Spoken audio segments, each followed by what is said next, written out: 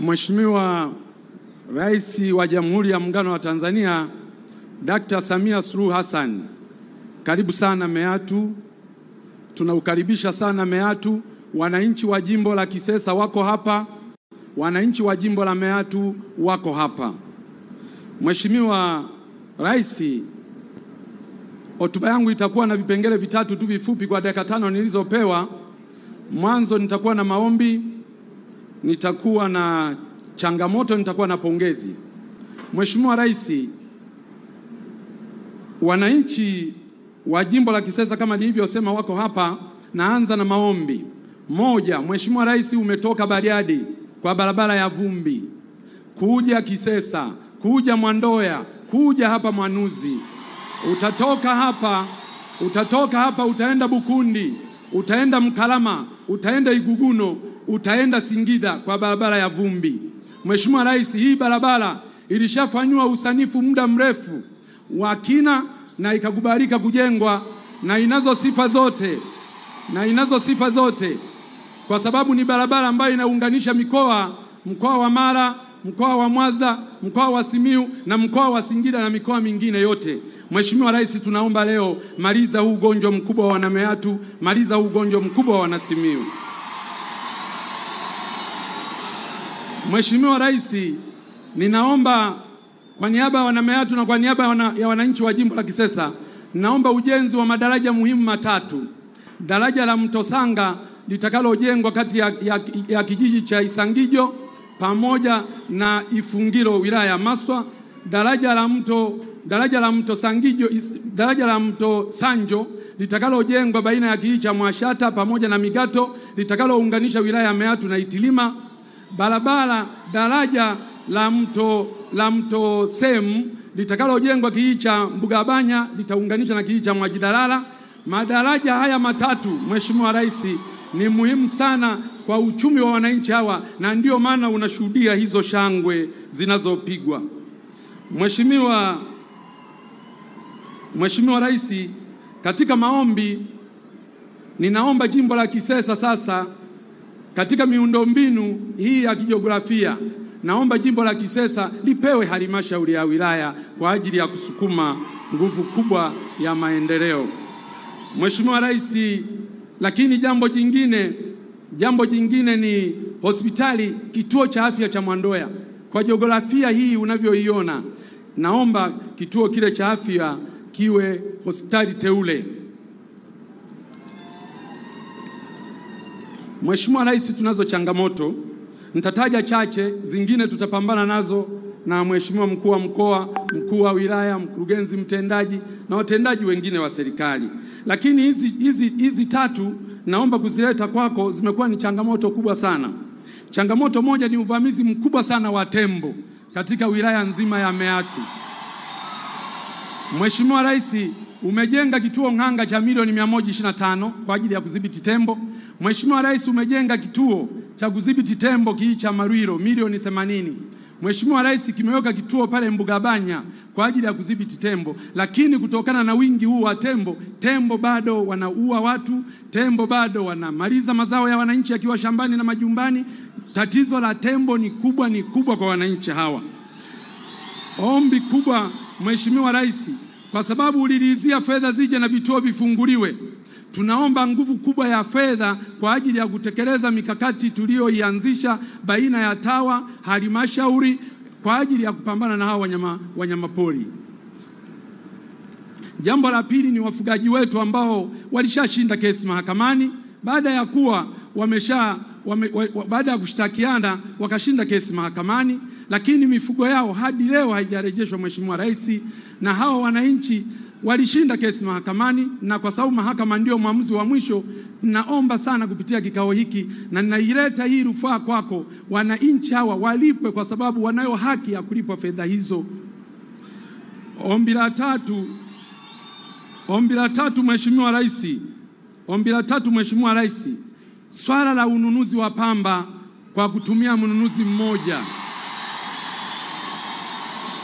Mheshimiwa Rais, mimi nakubaliana principally kwamba swala la ununuzi wa mnunuzi mmoja kwanza linatuondoa kwenye soko huria, lakini pili kunakuwa hakuna ushindani.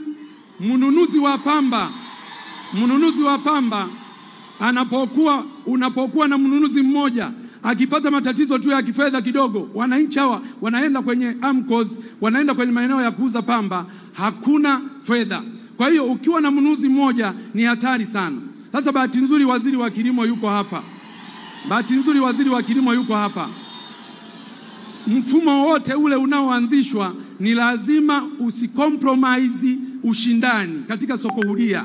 Mfumo wote ule unaoanzishwa usilete usumbufu kwa watu waende kuuza pamba sokoni halafu wasikute pesa. Wakiwa wanunuzi wengi, huyu akiwa na changamoto ya fedha, huyu akiwa na changamoto ya fedha, huyu atakuwa nazo fedha. Kwa hiyo ukiwa na wanunuzi 5 huwezi kupata shida ya fedha. Mheshimiwa Rais, sisi kule Kisesa tunakudai. Na wale na maeneo mengine kote wanaosema wakudai, zile fedha zihamishe kule zilete Kisesa, kwa sababu bado tuna mipango mingi ya maendeleo katika maeneo yetu. Sasa pongezi. Mheshimiwa Rais, umefanya makubwa. Na mimi leo nataka nikupongeze hapa. Nimekuwa nikikupongeza ukiwa mbali, hatuonani. Leo ana kwa ana nataka nizifikishe pongezi hizi kwako. Mheshimiwa Rais, mimi ni tofauti kidogo na viongozi wengine ambao wanazungumzia matumizi tu. Mimi naamini kwamba matumizi ni matokeo ya mapato. Mheshimiwa Rais, nakupongeza sana ulipoamua kuunda tume ya Rais ya maboresho ya kodi. Mheshimiwa Rais, hii tume hii wananchi wengi wanaweza kuona kama ni jambo la kawaida, lakini ukweli ni kwamba tume hii inaenda kuwa mwarobaini wa matatizo yote tulio nayo. Mheshimiwa Rais, umefanya jambo kubwa, Watanzania watakukumbuka. Kwa tume yetu hii, matokeo ya hii tume yatakapoletwa kwa wananchi na utekelezaji wake, tunajua fedha kwa ajili ya maendeleo katika nchi yetu zitaongezeka. Mapato yanayokusanywa leo, mimi na hapa Mpina, mapato yanayokusanywa leo na TRA pamoja na taasisi zingine za serikali yataongezeka mara 2 au zaidi.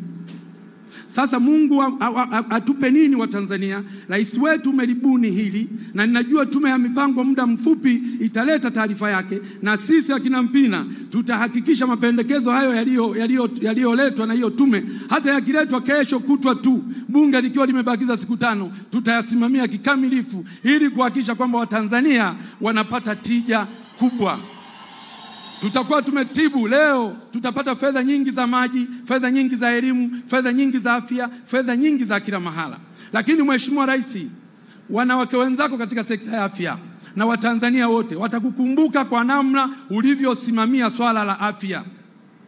Umeenda kutembelea hospitali yetu pale, umeona huduma nzuri zinavyoendelea kutolewa.